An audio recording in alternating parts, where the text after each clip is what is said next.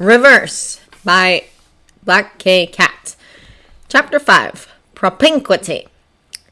Traveling as a human is still stupid and boring, but at least this time Kurama has something to occupy his attention.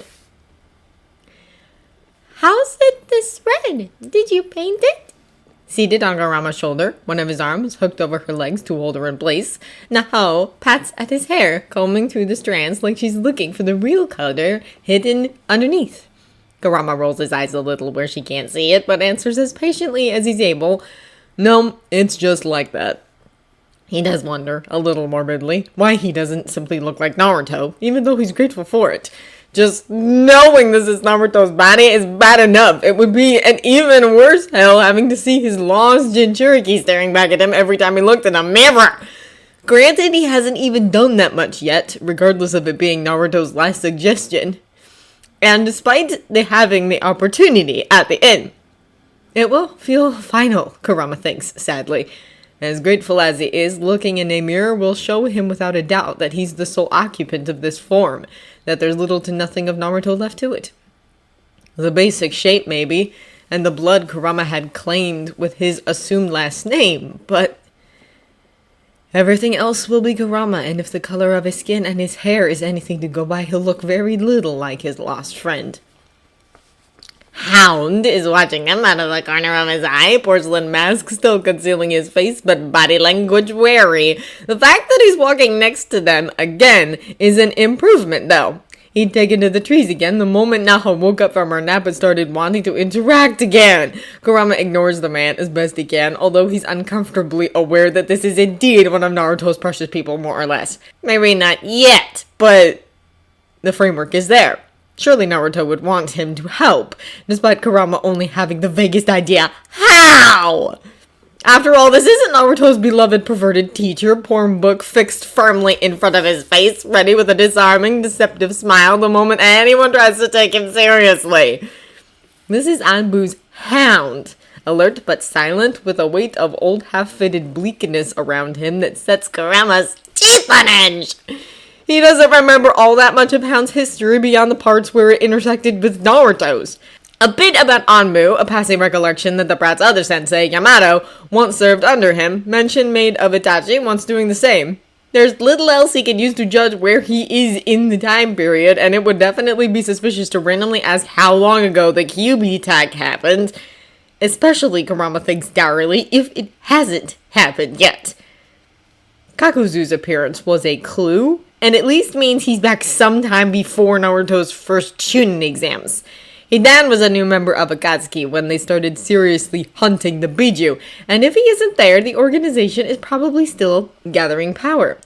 Maybe finding Han was a coincidence, or maybe they were starting with what they considered the weakest, least protected Jinchuriki, since Han's known more for his steam-enhanced taijutsu than any flashy ninjutsu, and most of the others are wary or locked away. Still not a concrete marker where the timeline is concerned, and Kurama's getting frustrated guessing if... Hey! Naho chirps, yanking just a little too hard on Kurama's hair and making him swallow a yelp!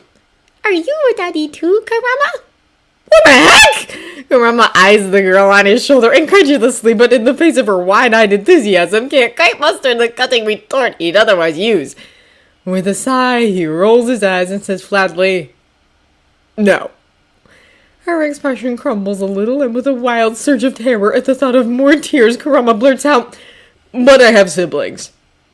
Naho's expression brightens like he flipped a switch, more than quickly enough to send a trickle of suspicion sneaking through Kurama's mind, though it's rapidly forgotten when she says, "You do? Oh, how many? I've always wanted a little sister." Kurama hesitates, considering, but what the heck? It's not like the bijou are widely known by their true names rather than their tails. Still, probably best to avoid mention of Shukaku. The damn Tanuki has a bad habit of introducing himself, or boasting about himself by name in the middle of his rampages, and though it's unlikely Hound will make the connection, Kurama would rather not risk being ripped out of this body and sealed into another. If that would even work. He's a little curious, but definitely not enough to test it. "Well, I'd give you mine," Kurama answers dryly, "but I don't have a sister. I've got 8 brothers instead." He's wondered about that before too, because as far as he knows, gender is a voluntary choice for the bijou, but most of them use masculine pronouns or male names. Chome is really the only one he'd peg as female, or maybe neither, but given how the Nanabi talks, he's not going to make that call until he asks. For now, he'll stick with the default. 8? Naho sounds odd. Kurama gives her a quick smile, ducking a little to keep her from whacking her head on a branch. The forests have been getting thicker as they move towards Kanaha, and they've been walking through trees for at least 2 hours now. Yeah, I'm the oldest. By like 12 seconds, but it counts! And Shukaku could just go suck on a lemon. They're all really silly, even though they're powerful. Matatabi likes to run up and down mountains for fun, and Saiken's always blowing bubbles. Well, Mr. Jerky is, but Kurama knows the Rokubi. Saiken is just as fond of them as his host. Besides, a little embellishment never hurt anyone, and it's not as if Naho is ever going to meet the other bijou. Naho giggles, finally abandoning Kurama's hair to reach up and snatch at pretty leaves. I bet you live in a big house, she says, stretching her arms out wide. You'd need 8 bedrooms, and a big kitchen, and a big table, and... She trails off, face scrunching a little as she clearly tries to think of everything. Kurama can't fight a faint, mostly sad smile, though he doesn't let her see it. The last time he saw all of his fellow bijou in one place, they were preparing to defeat Kaguya for the first time. After that, by the time they realized, she'd managed to leave traces of herself scattered around the world and then come back through them. Chome and Isobu had both been devoured. Kokuo had gone into hiding, although it hadn't helped him in the long run, and all the rest had tried to stand together and fight, but had been lured out and overwhelmed instead. The only ones Kurama ever saw after that were Shukaku and Gyuki, mostly because their Jinchuriki joined Naruto in spearheading the resistance. The Ichibi and the Hachibi had also joined them, if briefly, but Kaguya had gotten to them in the end. She got to everyone in the end. Do they live in Kanaha too? Naho asks, bending down to peer at his face, and Kurama tries to wipe away all the melancholy that's gathered. No, he manages after a second of struggle. They live far, far away. I don't think I'm going to be able to see them again for a while. Hound casts him a sharp look that shades towards considering, and Kurama ignores it. He doesn't want to think about what he's giving away or what assumptions the Anbu might be making. It's none of his business. Besides, if he thinks too much about it, the lump in his throat... Stupid, because it's not like he was ever close to the other bijou or friends with them or anything, even though the ones he knew are as dead as creatures of chakra can be. That lump will choke off his breath, and that's definitely an ignoble way to die. There's a pause, and then small arms wrap around the top of his head as Naho hugs the only part of him that's within easy reach. I'm sorry, Kurama, she says, and she sounds sad. For him! Even though she was the one who just got kidnapped by bandits and held hostage for who knows how long. I'm sure they miss you lots and lots. You're a really good big brother. He's not. He wouldn't even count himself a good friend, but she can hardly know that. Thanks, princess, he murmurs and pats her knee gently. I'm sure you'll be a great sister if you ever get the chance. She smiles at that, entirely pleased, and starts chattering about dolls and dress up and all the things she could do with a sister. And for the sake of his own sanity, Kurama tunes most of it out, though he tries to make interested noises at the appropriate times. Hound, he notices sourly, is edging away again as if he's about to make for the branches and hide, but Kurama is on to him, the coward. The knowledge of how bad he seems to be with kids is tempered by the memory of Naruto's Genin team, and Kurama has to stifle a snicker. If ever a man deserved to get saddled with Uzumaki Naruto, Uchiha Sasuke, and Haruno Sakura all at the same time, that's him. And Kurama means that in every conceivable way. It's slightly possible he still carries a grudge for that 1,000 years of pain incident, but Kurama is definitely not telling. Kakashi has been Anbu for 6 years already. He's seen plenty of killers and even more desperate souls. There have been traitors and heroes and normal people struggling under the weight of their burdens, and with an effort, he's learned to read them all. The past leaves a mark, and Kakashi knows that better than anyone. It takes a certain kind of past, too, to make someone like himself, to create a man who can be a murderer in one instant and a friend in the next, with barely a heartbeat in between. There has to be darkness, pain, the kind of pain that you can turn on other people as easily as you can turn it on yourself, that you can swing like a sword even as you bleed crimson. An edge of viciousness, a touch of self-loathing, traces of, this is all I'm good for, so I might as well, as you watch the light fade from your victim's eyes. Burdens like that can be tempered, turned into a weapon to do what's right, but it's so terribly easy for them to fester. And when you lance the sword, the only thing it weeps is death. Or maybe that's just him projecting. Still, he saw Kurama tear out a man's throat with his bare hands, then coo nonsense at a little girl with gore all over his skin. Kakashi is a shinobi, has been one all his life. But that was an impressive shift in priorities. Though perhaps it wasn't. After all, the men were dead before Kurama allowed himself to be anything but a killer, and Kakashi knows that mindset intimately. Were he not on a mission, he might have done the same. The work was finished, the girl was rescued, and it was alright to go back to being human instead of a weapon. Box up the monster, wipe off the blood, paste on a smile, and no one will ever know anything's happened. Kurama isn't dressed like a shinobi, but that switch alone tells Kakashi that he is one, without a doubt. There's a squeal, a tearful shriek, and it takes effort for Kakashi not to grab for his tattoo. The other man casts him a glance that's probably meant to be amused, but doesn't quite manage it thanks to the lines that pull tight around his eyes. Lines that say he knows exactly why Kakashi reacted as he did and would join him if he had an ounce less pride. Even so, he tosses the little girl up in the air again, then catches her and says, "Doing okay, Naho." "Yep!" The girl laughs. "Do it again, Kurama!" Technically, he shouldn't be here. Kakashi should have killed him the moment they came face to face, or at the very least knocked him out. He should have put the girl to sleep, then taken her and headed for Konoha as fast as he could, because this is a mission. There's no allowance for delays, especially when they take the form of mysterious strangers appearing out of nowhere. For all Kakashi knows, Kurama could be one of the bandits or an enemy operative sent to capture the girl. But that first glimpse of him at the edge of the camp, wide startled eyes, and then clear exasperation, didn't seem like the reaction of an enemy. Add to that the fact that he didn't understand basic shinobi signs, but caught the handful of Konoha Anbu code Kakashi threw in as a test, and then a strange ability to call up waves of force without so much as a hand sign, and it makes for a confusing picture. Kakashi hasn't forgotten Tenzo, hasn't forgotten Root and Danzo's desire for shinobi with unique bloodlines, and if that wasn't some sort of Kekai Genkai, Kakashi will eat his left sandal. After all, not only did he activate it without hand signs, but the red head has claws! Small ones that look like fingernails, but even so, Kakashi saw them rip straight through unprotected flesh, and he's not about to underestimate them. Even though Kurama isn't carrying so much as a kunai, he's got the chakra reserves and agility to justify it.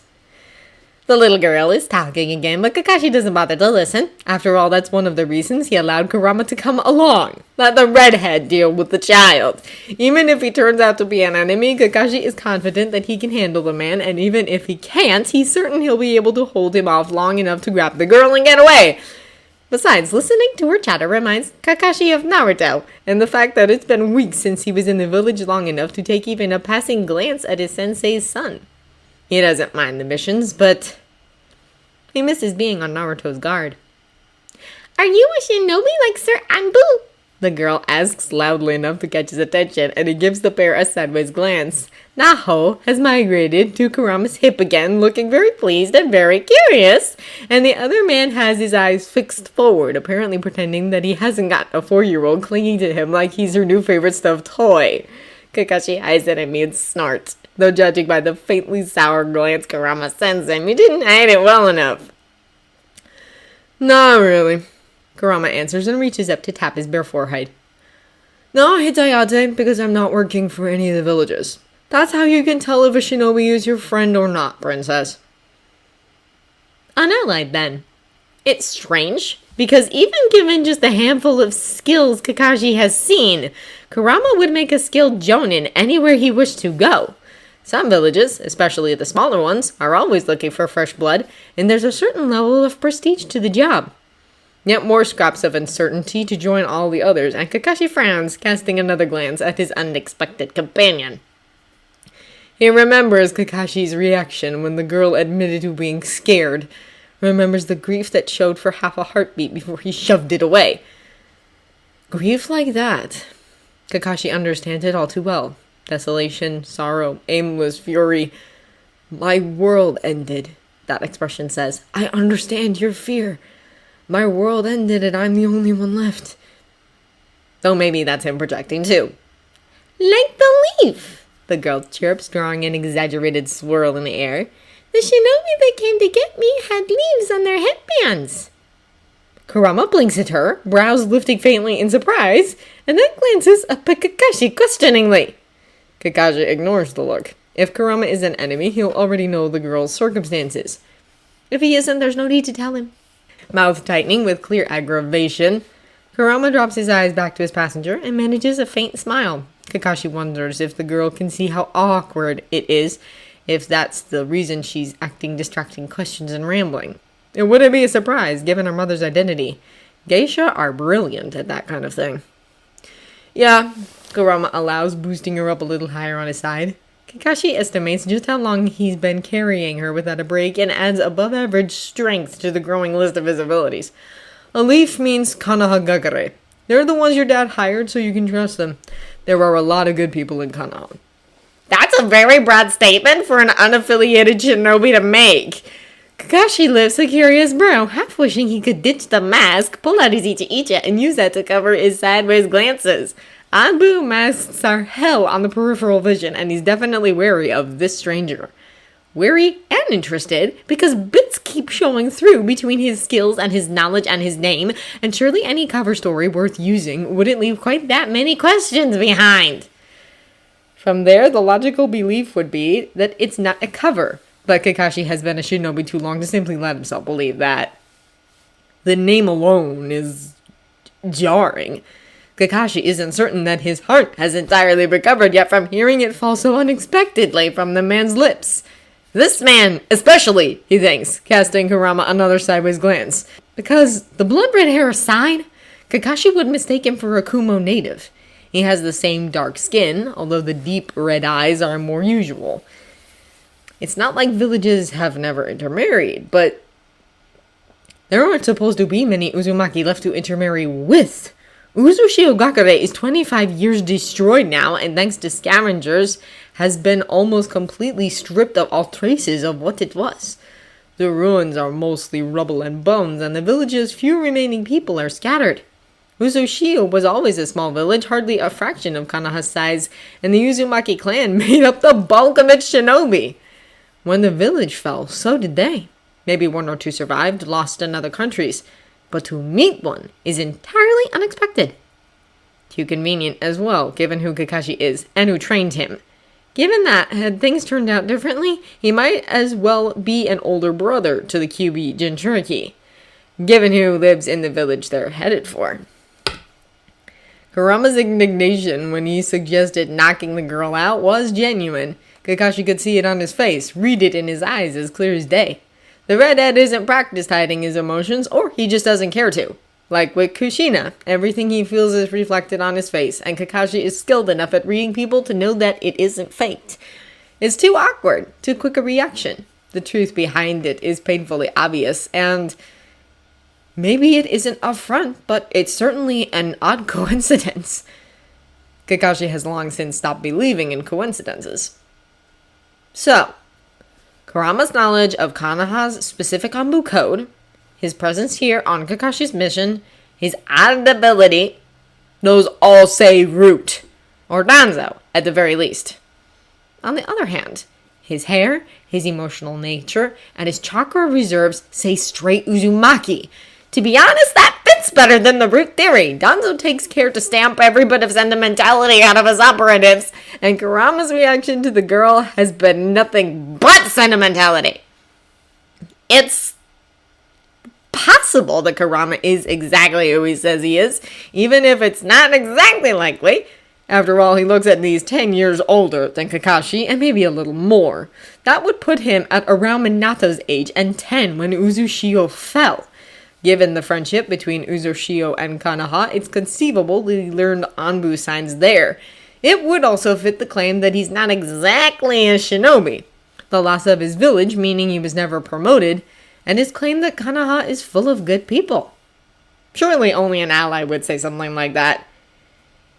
And they live far, far away. I don't think I'm going to be able to see them again for a while.